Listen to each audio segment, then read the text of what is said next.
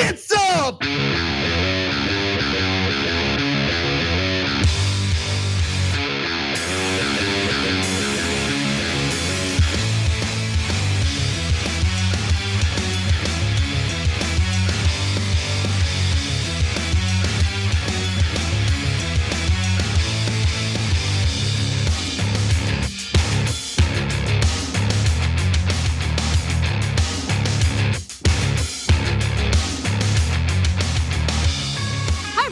Welcome to TYT. I'm your host, Anna Kasparian, and we have, as usual, a gigantic show ahead for you. In the second hour, John Iadarola will be joining me to talk about the fantastic artwork that you can experience while looking at Donald Trump's latest round of NFTs, which unfortunately for all of you have already sold out, so apologies.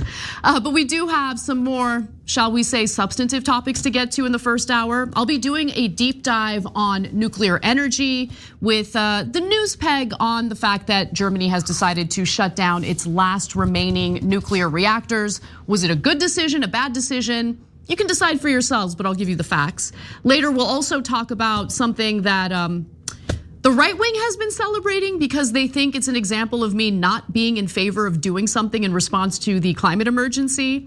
And really, it's the rant that I engaged in recently in regard to the costs associated with transitioning to electric vehicles. Turns out I'm not the only one who's concerned about the financial burdens that ordinary Americans are going to be facing. So we'll talk about that in a detailed and nuanced way. And we will, of course, lighten things up quite a bit in the bonus episode for our members. So one man decided it would be a great idea to propose to his now fiance by kidnapping her. Was it romantic? Could it possibly be romantic? I don't know, you gotta be a member to find out. tyt.com/join to become one. You can also help support the show by liking and sharing the stream if you're watching us live online. With that said, can't wait to share this next story with you. I have waited quite a while to make sure I had a firm grasp on this topic before bringing it up for discussion here at TYT. So let's talk about nuclear. Germany has decided to go forward with its plans to shut down their last remaining nuclear reactors. The controversial decision comes with some serious climate-related consequences that are worth discussing. Now, fierce debates over whether countries should completely phase out nuclear power have raged on for decades. What ends up complicating the matter even more is how to do away with nuclear, which is a clean energy source, while adequately addressing our energy needs. Can countries make that transition without depending on destructive fossil fuels to fill the gap? Unfortunately, so far, the answer is no. Before we explore Germany and the issues surrounding nuclear bans, it's important to understand why there's been an effort to ban nuclear power in the first place. The anti-nuclear movement understandably took off during the Cold War in the 1970s, when sincere fears of nuclear war and mutually assured destruction took hold. Protesters had legitimate fears that stockpiles of atomic weapons would eventually destroy us all. Let's take a look. The first protests were small and local, but the movement spread quickly in the 70s, leading to month-long sit-ins and riots in the following years. And then came the Chernobyl catastrophe. Its radioactive fallout also reached Germany, which further cemented the anti-nuclear sentiment in the public. That led to a unique landmark decision. In 2002, Germany decided to phase out nuclear energy. At that point, 19 reactors were generating over a quarter of Germany's electricity, but they were shut down one by one. And the 2011 nuclear accident in Fukushima sped things up. In Fukushima haben wir zur Kenntnis nehmen müssen, dass selbst in einem Hochtechnologieland wie Japan die Risiken der Kernenergie nicht sicher beherrscht werden können. The week of the catastrophe, all older plants were shut down. A few months later, the government decided to get out of nuclear power once and for all by the end of 2022. Well, Germany more or less kept its promise and recently completed its nuclear phase out by shutting down the last 3 remaining reactors. Unfortunately, what doesn't get discussed enough is what nuclear energy ends up getting replaced with. In Germany's case, it ended up being one of the dirtiest fossil fuels available. People are being urged to cut their energy use, which put Germany in a very tight spot. The threat of a gas shortage loomed. 3 of the remaining 6 nuclear power plants had just been turned off.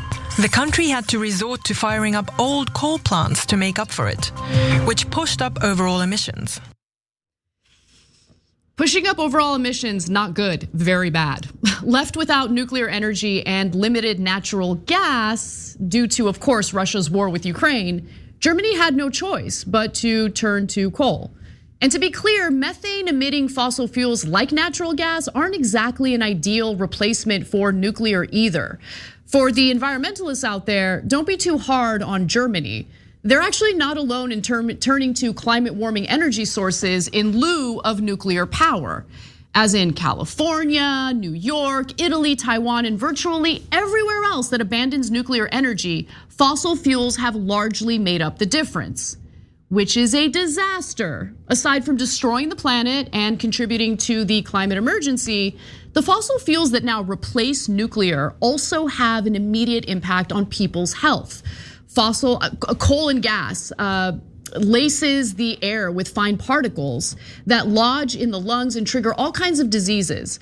Massachusetts Institute of Technology researchers concluded that deactivating reactors leads to thousands of premature deaths from the air pollution, particularly in poor and marginalized populations. And despite investing heavily in hydroelectricity, biomass, wind and solar, these sources of energy simply don't generate enough power to fill the gap left behind by nuclear's phase out. Germany just isn't there yet. 1/3 of its electricity still comes from dirty coal. And that's why nuclear energy could be useful.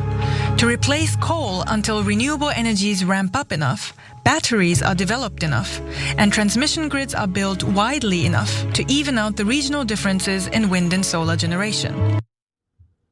As Alexander Kaufman writes in HuffPost, for all the billions of euros Germany spent on renewables, the now 6 reactors shut down since the end of 2021 produced more zero carbon electricity than all the country's solar panels combined, and did so without requiring gas and coal-fired plants to switch on when the sky went dark.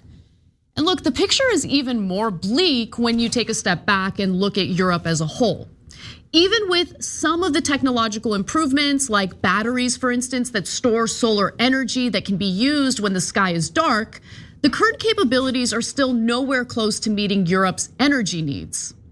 Weaker than anticipated winds the previous summer had actually forced utilities in wind-powered nations to burn through more gas than expected. And the methane gas that had served as backup for renewables, meanwhile, relied on a fresh supply constantly flowing through the continent's network of pipelines. And we all know how we feel about pipelines. Now, the point here is not to trash the incredible strides that Germany has made in the realm of renewables. As an American, I find it enviable that Germany, treats transitioning to renewables with the seriousness that the United States lacks. In fact, by 2022, around 50% of Germany's energy actually came from renewables, which is pretty damn impressive.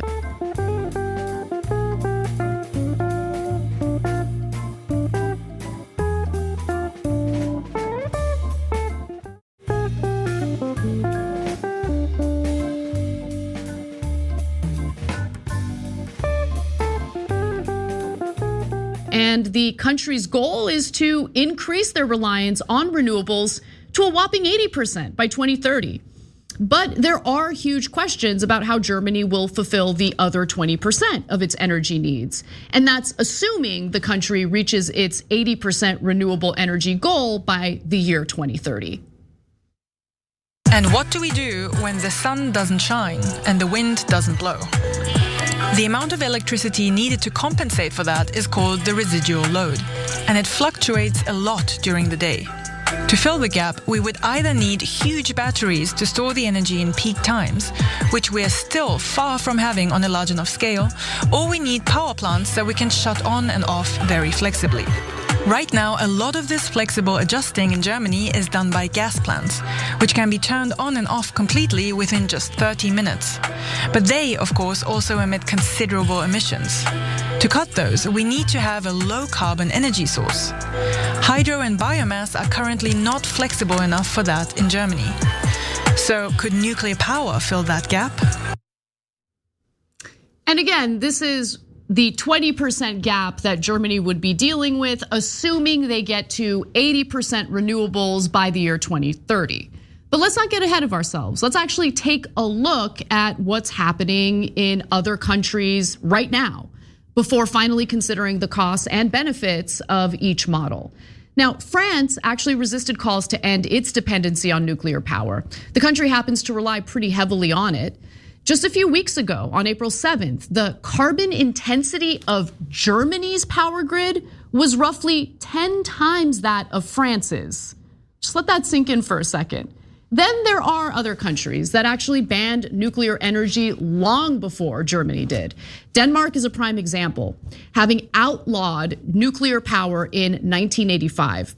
Today, about half of the country's energy comes from wind and solar, which, by the way, just pause for 1 second, makes me really realize how far behind the United States is on renewables. But I continue.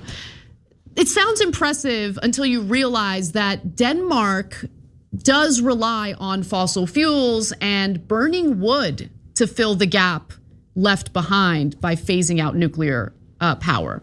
Without nuclear, Denmark needs fossil fuels and wood to provide energy for heating their homes, keeping the lights on at businesses, and also for fueling transportation. Pretty rough if you're concerned about the climate emergency, which of course, I'm definitely concerned about that. A lot of people are concerned about that. On top of that, Denmark simply is not generating nearly as much power as they would if they kept a few nuclear reactors without decommissioning them. Now, the British energy think tank Ember claims that last year, wind and solar generated a little under 21 terawatt hours of electricity. Germany's 3 remaining nuclear reactors alone, before they were shut down, managed to double that in the same year. Now, right before Germany actually went through with decommissioning its nuclear reactors, Danish protesters like 25-year-old Johan Solid traveled from Denmark to Berlin to speak out against the potential shutdowns. He told the press this, quote, "These 3 nuclear reactors in Germany produce more electricity than all Danish windmills and solar panels combined. In one day, they wipe out the whole energy transition of Denmark." But what are the experts saying? I mean, it's one thing to hear from a 25-year-old protester from Denmark who doesn't like what his country did, but I want to hear from actual experts, environmentalists, including those who are a little more skeptical toward nuclear energy. Now, we trust the terrifying reports from the IPCC, for instance, which indicate the rapid pace at which our climate is warming. Do they agree with the nuclear phase out? Let's watch. On the point of emissions, there is agreement. The International Energy Agency sees nuclear power as necessary to lower our emissions as fast as possible. And the IPCC also factors in the growth in nuclear power in most of its 1.5-degree scenarios. Even environmentalist Greta Thunberg, who is famously against nuclear power, says, when it came to Germany mothballing nuclear reactors to transition back to coal, not in favor of it. She just expressed quite a bit of dismay. In fact, Thunberg even got arrested while protesting the expansion of coal in Germany. While some countries like Germany have banned nuclear energy, other countries have decided to go in the opposite direction, and that includes Japan, which was the site of the Fukushima nuclear disaster that was brought on by a tsunami back in 2011. The tsunami flooded backup generators at the laxly regulated power plant, which triggered the worst nuclear accident since Chernobyl. But notably, no one died from the radiation. Things began to shift toward the end of 2021 as warming, meaning climate warming, worsened. The COVID-19 pandemic deprioritized emissions cuts, and the trade-offs associated with depending entirely on renewables became clearer. Ahead of the United Nations Climate Summit that November, Japan pledged to restart its reactors. So other countries have also decided to not only protect the nuclear power they have in their countries, but to develop more nuclear power. Ghana and Indonesia announced plans to build their first nuclear plants. China also promised to build 150 reactors in the next 15 years, more than the entire world constructed in the last 35 years. Poland recently announced plans to go on a reactor building spree, according to HuffPost. Poland announced a deal late last year to build its first full-scale nuclear power plant using American reactor technology, and hired South Korea's nuclear exporter to construct its second station shortly afterward. And believe it or not, like, this actually shocked me, but even Ukraine has placed orders for new reactors that have been designed in the United States, betting that atomic energy is actually safer than gas or oil. And that's after Russia occupied the Zaporizhia nuclear power plant. But nuclear, I want to be clear about this, does come with downsides, which includes issues with nuclear waste disposal, and also, of course, potential accidents at reactor sites. The discourse in Germany has centered on the question of safety. Talking about accidents and looking at the numbers alone, though, nuclear is much safer than coal and other fossil fuels. Check out this graph. Not only are fossil fuels way worse for climate change, but air pollution and mining accidents have claimed far more lives than nuclear accidents. Nuclear waste storage is another contentious issue. There is the solution, which has been agreed widely by the scientific committee, which is burial in deep geological repositories. And the first one is, in fact, going to be coming into operation in Finland. The site in Finland is the only one in the world in construction. Sweden just licensed a site of its own. But the other 30+ countries with nuclear power have yet to build or license sites. And the search for suitable areas is long, fraught, and controversial. The fear of contamination has continually sparked protests.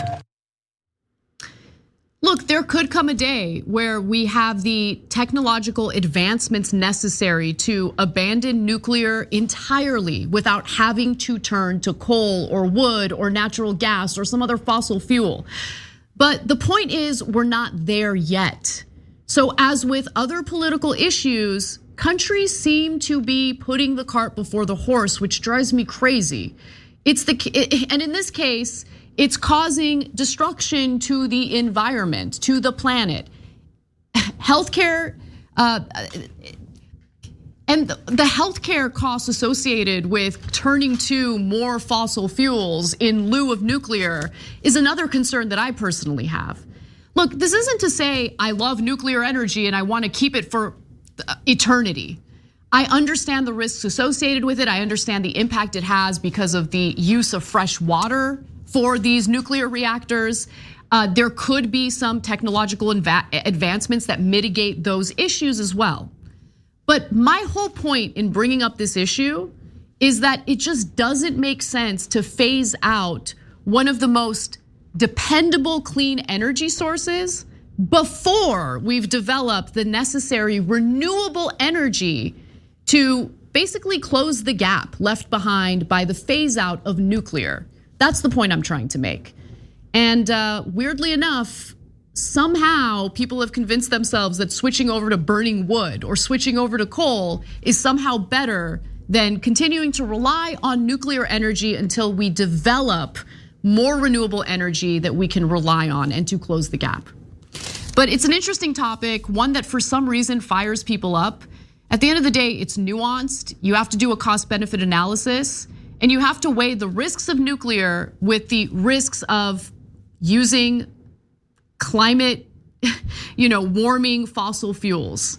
And based on the data that we have right now, I think that Germany probably should have kept those 3 nuclear reactors up and running until they reached better developments when it came to renewable energy.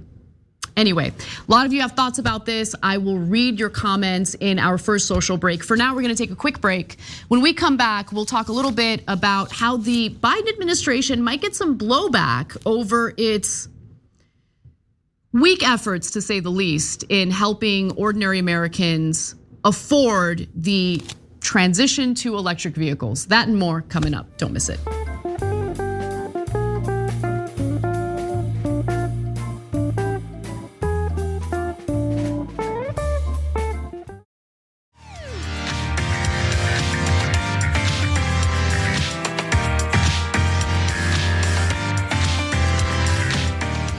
Welcome back to the show, everyone. I'm Anna Kasparian, and we're gonna keep this climate-related first hour going because I wanted to talk a little bit about what Axios has referred to as Biden's green gamble.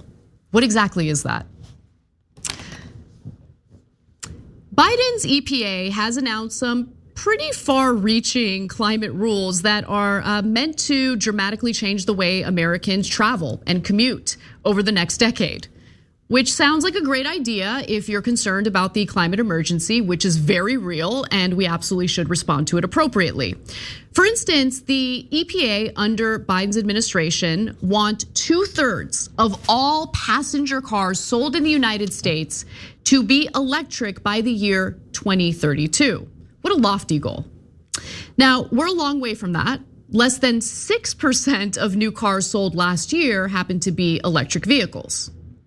And there are some cost concerns, especially since the financial burden would be placed squarely on the ordinary American consumer in the middle of a rigged economy that they're already struggling with. And I have huge issues with that.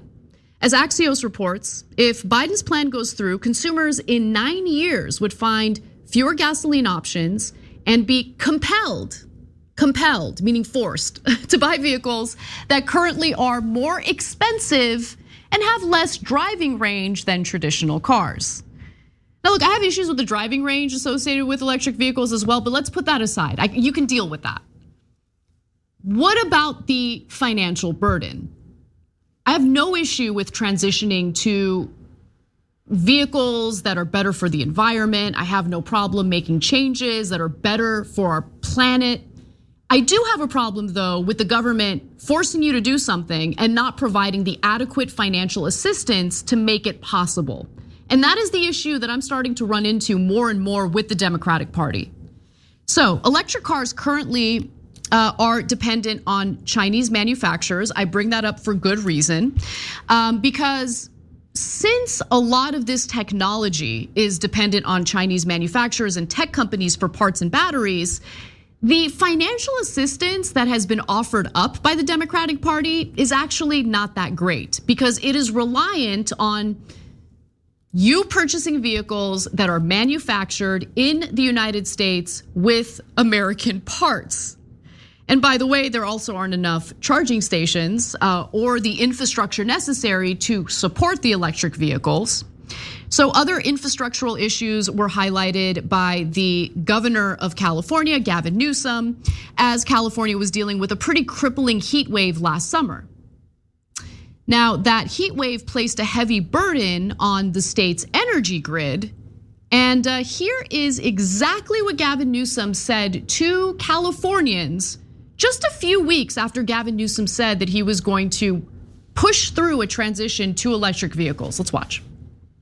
A heat wave is descending on California, prompting state officials to ask electric vehicle owners to refrain from charging their cars in hopes of avoiding power outages. But putting out this call just a week after unveiling plans to ban the sale of new gas-powered vehicles by the year 2035. Residents are being asked to conserve energy, and that includes not charging their cars from 4 to 9 p.m., a time where demand is high, but resources from solar power is low. The irony is that California is at the forefront of the push for electric vehicles. A week ago, the state passed a bill requiring 35% of new vehicles to produce zero emissions by 2026, increasing to 68% by 2030, and then 100% by 2035. 2035 is not that far away. So the idea that we're going to basically phase out the sale of gas-powered vehicles entirely and just rely on electric vehicles that would place a heavy burden on our electric grid, it's just all insane. Does anyone genuinely think that California is gonna upgrade its electric grid to the point that it can actually accommodate all of these electric vehicles, especially during a heat wave when there's a heavy burden on the electric grid? This is what politicians do. They say whatever they think will appeal to you. They'll even push through policies that they think will appeal to you. They'll pander like crazy, but they don't actually think through the costs associated, the infrastructure necessary. It's infuriating. Now I get it, some of the Biden stands out there, some of the Democrat stands out there might respond to this by saying, well, Biden and the Democrats passed 2 bills that appropriate some funding for these issues. Did they? Okay, let's get to that actually. So for instance, there was the Inflation Reduction Act, which didn't deal with inflation at all, but that's beside the point. And then there was, of course, the bipartisan infrastructure bill. And to be fair, those 2 bills did appropriate some funding for climate-related issues. But what does that mean? Well, spending $5 billion for 500,000 highway chargers and $2.5 billion for community chargers. Okay, so there's some money there, $5 billion for the charging stations. Setting price limits and income restrictions on EV tax credits to steer benefits toward mass market buyers. That was a euphemism for they're going to means test the financial assistance that's gonna be offered up to people so they make this super costly transition to electric vehicles. Okay, the means testing frustrates me because we know how means testing works, okay? They will have the threshold be so incredibly low that a lot of people aren't gonna qualify even as they're being compelled to buy electric vehicles. With that said, there's more I wanna get to here that's incredibly frustrating. Remember I was talking a little bit about the manufacturing of these cars and the financial assistance only applying to electric vehicles that are made in the United States with American parts. It's gonna be an issue, okay? Now, other areas of financial assistance in the 2 bills that I mentioned included tax credits for used EV buyers, lucrative tax credits for companies, this is important, for companies that build electric vehicles and batteries in the United States, which could trickle down to consumers. Trickle down to consumers. Where have I heard trickle down before? And why do I have such a bad reaction to that phrase? It's like a repellent. It disgusts me because nothing ever trickles down to ordinary consumers, okay? Tax credits for companies means tax credits increase their profits through our money. That's what tax credits mean. But let's talk a little bit about some of the financial assistance to ordinary Americans, because ordinary Americans under these bills would also get a little bit of financial assistance directly in the form of tax credits, of course. New Biden administration rules first announced March 31st will sharply winnow the number of vehicles now eligible for the $7,500 tax credit. Okay, so the tax credit alone is not enough, especially when you look at the costs of electric vehicles, okay? But a lot of the electric vehicles available on the market today absolutely would not qualify for the full $7,500 tax credit. So let's get to some of the specifics here. If you look at this graph, it actually lists which cars are getting electric vehicle tax breaks. It's really important for you to, of course, see the amount of the tax credit, which is $7,500 in some cases. It goes down to $3,750 if the vehicle has parts that were manufactured in other countries like China. But if you notice an asterisk next to any of the vehicles on this list, it's because the vehicles aren't even on the market yet. But the plug-in hybrid by Lincoln, for instance, the lowest MSRP for that car is $70,190. And if you're lucky, you'll get, a $7,500 tax break, tax credit if you buy that car. I mean, come on. The next one is a Jeep Grand Cherokee, which doesn't qualify for the full tax credit, but costs $60,360. You've got the full electric Ford F-150, which a family member of mine just bought, and it's very nice, but it's also very expensive, nearly $60,000. I mean, the list goes on. And under the new Treasury list, 7 models will be eligible for the full $7,500 tax credit, and 6 will qualify for $3,750, which is half of the tax credit, depending on whether their battery minerals, their battery components, or both meet the domestic content rules. And again, anything with an asterisk that you saw on that list indicates cars that aren't even on the market yet. So the Blazer EV from Chevy, not on the market yet. Equinox EV, one of the cheaper cars at just $30,000, not on the market yet. You get the point. I mean, if you want a Chevy Bolt, lowest MSRP for that is $26,500. That qualifies for the full $7,500 tax credit. But also, if the tax credit only applies to vehicles that are manufactured in the United States with parts and minerals from the United States, doesn't that decrease competition with other electric vehicle producers? Couldn't the American-made manufacturers jack up their prices even more if you wanna, take advantage of that tax credit, which again, I don't think is enough. Look, maybe I'm going on and on here, maybe I'm blabbering too much, but do you guys get the point here? My point is not that I'm against transitioning to electric vehicles. My issue is that in case after case, climate policy after climate policy, ordinary Americans are told to do things, and if they can't afford it, they're told to kick rocks. And I'm sick of it. I really am. Okay, we've got a broken healthcare system, unaffordable housing, a rigged economic system that redistributes wealth from the bottom to the top. And then on top of that, we get to hear from our local and federal lawmakers that we are compelled to move to electric vehicles with little help, little financial help. I have a problem with that.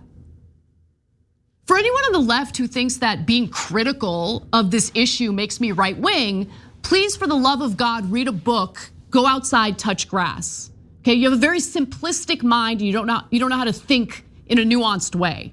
If you think it's okay to force ordinary Americans who are already struggling to make these transitions with little financial help from our federal government, which by the way has no problem shelling out hundreds of billions of dollars every year for the Defense Department, I don't know. I just feel like you're not really thinking this through. And you're also not thinking through how deeply unpopular it is to be part of a political movement that on one hand rightly takes climate change seriously, but on the other hand has this incredibly callous approach of asking everyone in the country, whether they're struggling financially or not, to take on the burdens and to stop complaining about it. And all the fossil fuel companies that privatize the gains and socialize the losses, where are they at? How about an extra tax on them to help fund increased tax credits for Americans who are looking to buy electric vehicles? But there's no conversation about that because God forbid, we hold the very fossil fuel companies that created the climate emergency in the first place accountable for their actions. God forbid we cut into their profits just a little bit. So yeah, I'm a little heated about this, super heated about this, because this ain't enough help. This is a massive financial burden for ordinary Americans.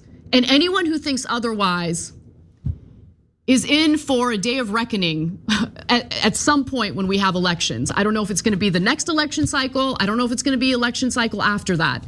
But if Democrats think that they can push these policies on ordinary people without providing adequate financial aid, they'd be mistaken. It is going to hurt them. Now, just 2 EVs now on the market will be available for less than $25,000 after the tax credit is deducted. the Chevy Bolt, whose cost could fall to $19,000, just $19,000, guys, thanks to the tax break, and a utility vehicle version of the Bolt, which could drop to $20,300. That's assuming buyers can actually find the vehicles at that price in today's post-pandemic seller's market.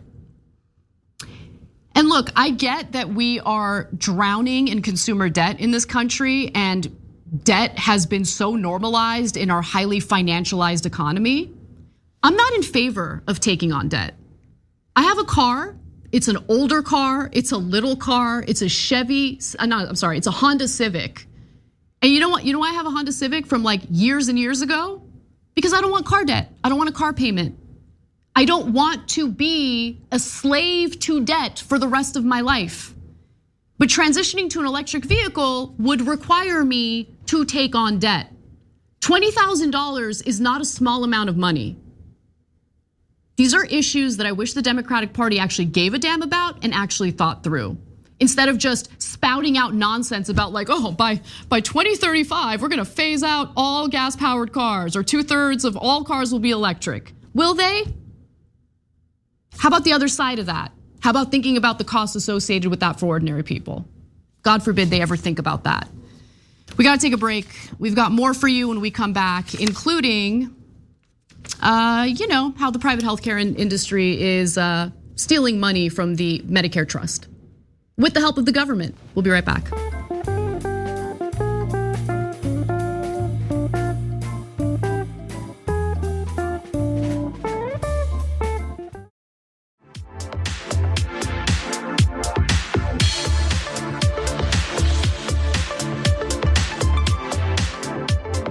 Welcome back to the show, everyone. Anna Kasparian with you. We've been talking a lot and we've been updating you guys regularly on this whole private Medicare Advantage story and just how much they've been defrauding the federal government and stealing from the Medicare trust. I know it's a dense story. I know it's not the sexiest topic, but I want you to keep in mind, this is our money. We pay into the Medicare trust. And the fact that it's being robbed right now is infuriating. And unfortunately, we have a pretty terrible update on that story. UnitedHealth Group's chief executive bragged about how the Biden administration's ineffectiveness in cracking down on overbilling in Medicare Advantage has led to record profits. So the CEO, Andrew Whitty, told investors that he appreciates the White House's decision to slow the implementation of its Medicare Advantage reforms, which would prevent companies like UnitedHealth from potentially overbilling and stealing from United States taxpayers. UnitedHealth, as Common Dreams writes, UnitedHealth, one of the largest Medicare Advantage providers in the United States, reported $91.9 billion in revenue for the first 3 months of 2023, 15% growth year over year, and more than $8 billion in earnings from operations exceeding analysts' expectations.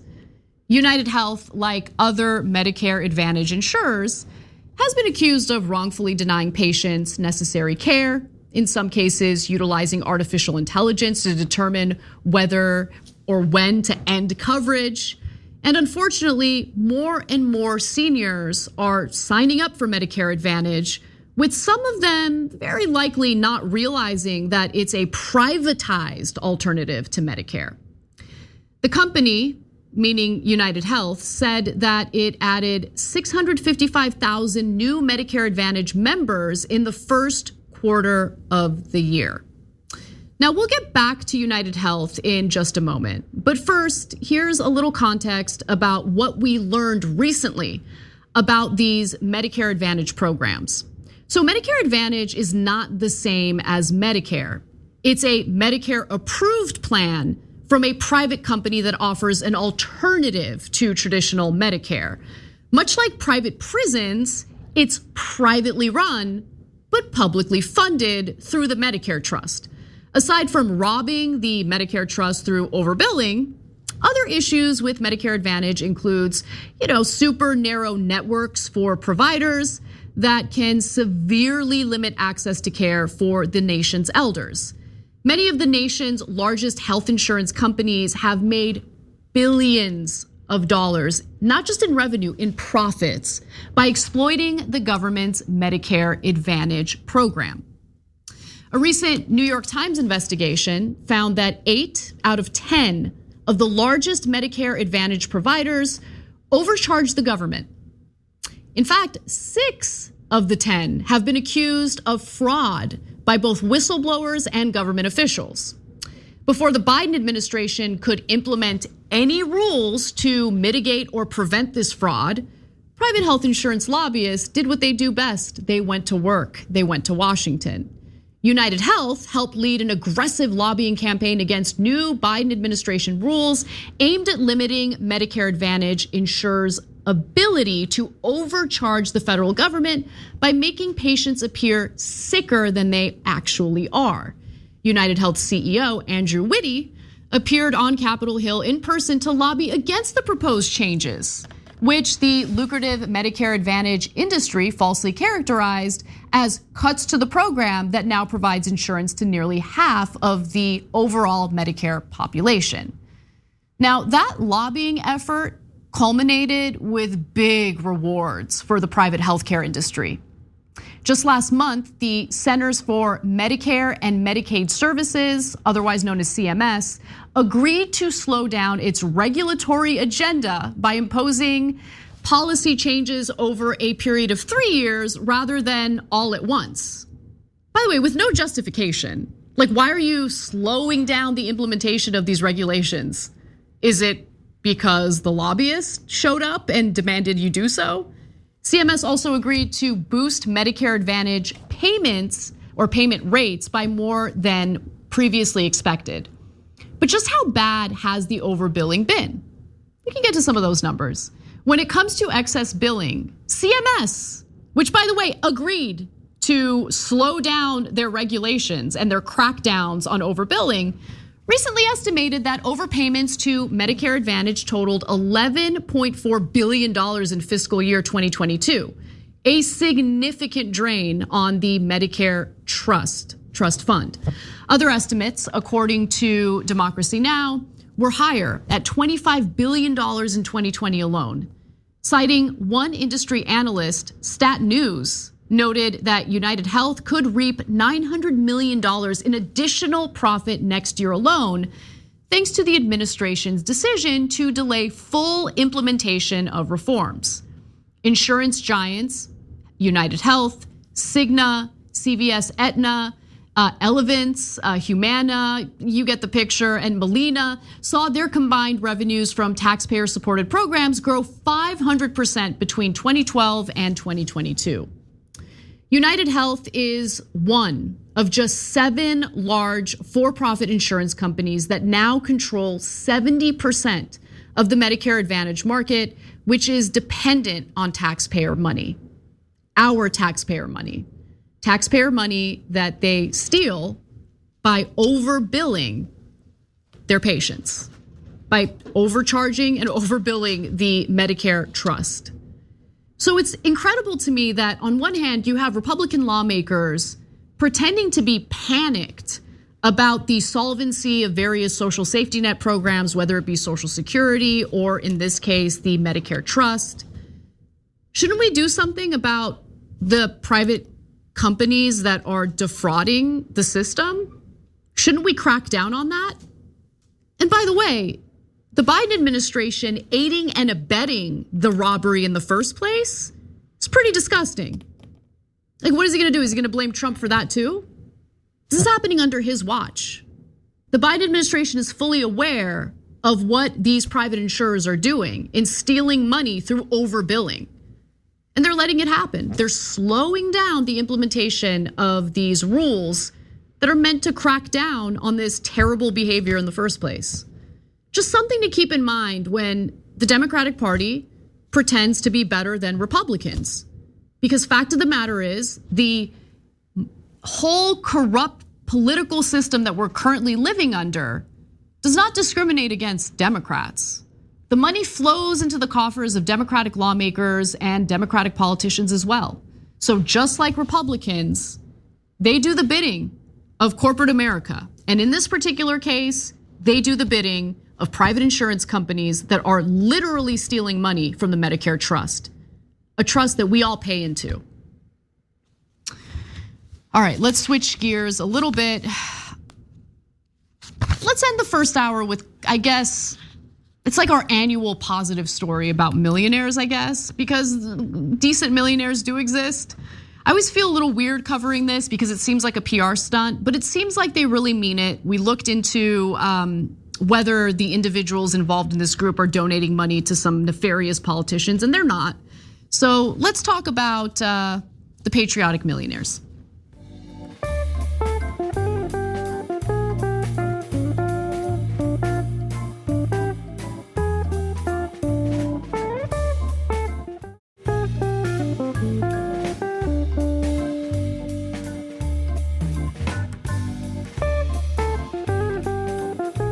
I'm joined by Dr. Abigail Disney and a few dozen other members of Patriotic Millionaires here today with one request for America's lawmakers in there: tax us.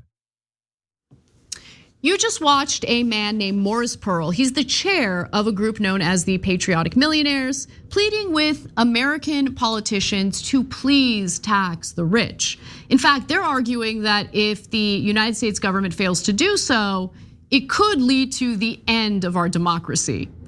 Now, Pearl stated this, quote, "The tax code has been contributing to growing inequality for decades, and we're reaching a point where the concentration of wealth is simply unsustainable. We need a change, or our economy and our democracy will not survive. For my future, my grandchildren's future, and our country's future, we need to tax the rich." Now, I want to note, these are the patriotic millionaires. No word from the patriotic billionaires. Not so concerned about paying their fair share of taxes, but I'll continue. So what should be done about this issue? Well, here's Abigail Disney explaining the new and improved tax code that the patriotic millionaires would actually like to see signed into law. The patriotic millionaires are here to offer 3 core principles for that tax framework. 1, treat all income over $1 million in the same manner, whether it's generated from ordinary income or capital gains or inheritance. 2, make our income tax code truly progressive. That means raising the standard deduction to charge nothing to people who don't even make a living wage, and it means imposing significantly higher marginal tax rates on extremely high incomes. And the third is pass a tax specifically designed to rein in wealth concentration, a wealth tax on the richest people in America. If we can do these 3 things, we can save America. And if we don't, we won't. That was Walt Disney's, niece. Actually, Walt Disney is the great uncle of Abigail Disney. Anyway, moving on though, what she said there is absolutely correct. Our current tax system is simply not good enough at properly taxing the wealthiest people in our country. More details on that. A massive trove of IRS documents obtained by ProPublica last year showed that the 25 richest Americans, including Amazon founder Jeff Bezos and Tesla CEO Elon Musk, paid an average true tax rate of just 3.4% between 2014 and 2018, in large part because unrealized capital gains from stock appreciation are not taxed. So what they do is they have most of their assets invested. Those investments keep growing, and what they'll do is they will get loans and use those investments, the unrealized gains from those investments, as collateral. And they'll just live off that debt, which of course they get all sorts of favorable terms for. And that's how they avoid having to pay any taxes, including capital gains taxes, which are lower than income taxes. It's absolutely insane. That was a pretty explosive report by ProPublica. We talked about it on the show. I highly recommend you guys go back and watch that report or read the ProPublica report if you have like an afternoon to yourself, because those reports are super long. But nonetheless, while billionaires are laughing all the way to the bank, the rest of us are, in fact, suffocating financially. According to an Oxfam America analysis published just last week, US billionaires have gotten 86% richer over the past decade, with $37 of every $100 of wealth created between 2012 and 2021 going to the top 1%. The bottom 50% only received $2 for every $100 of wealth generated during that period, according to Oxfam. And the number of US billionaires, of which there are now more than 700, is also nearly 60% higher than it was a decade ago, according to the analysis. So the money is moving from everyone else, middle class, the working poor, all the way to the top. So the billionaires can get richer. It is unbelievable. Well, it is believable when you consider the way the system is set up. This is the way it works. This is why letting the wealthiest people in the country get away with paying very little in taxes, a much smaller percentage in income taxes than ordinary Americans do, leads to inequality, which leads to anger and resentment, and leads to divisions in the country. I really do think that is the heart of the divisiveness that we're seeing in the United States and elsewhere. The rhetoric of patriotic millionaires is all well and good, but are these wealthy individuals actually putting their money where their mouth is? I've always wondered about that, right? Because it's real easy to say, like, we want the government to tax us more. But what are you doing to make it happen? Well, each member donation varied. The common thread was that most of them have donated tens, if not tens of thousands of dollars to the Democratic Senatorial Committee, the Democratic Congressional Campaign Committee, and or DNC Services, the DNC Services Corporation. So here's one detail. So Morris Pearl, the man that we opened the story with, donated a few $1,000s to politicians I like a lot, like Nina Turner, Jessica Cisneros, who ran for a House seat in Texas 2 times, unfortunately lost. But I really hope she runs again because she is a wonderful progressive. So when it comes to them putting their money where their mouth is, I love to see that Morris Pearl, who is again the chair of Patriotic Millionaires, is supporting the right kinds of candidates. And based on our research, we haven't seen any other member donate money to nefarious politicians who want to deregulate industry and cut taxes further for the wealthiest people. So it seems like they're real about this and they're genuinely trying to change the way taxes are paid in the country. And I hope they succeed. And I think they're right. We absolutely do need to change something because the inequality that we're experiencing is leading to more division, more hatred, and it could make the difference when it comes to protecting our democratic process. All right, we gotta take a quick break. John Iadarola is waiting to come in. He's just itching to come in and talk to you all. So stick around, we'll be right back.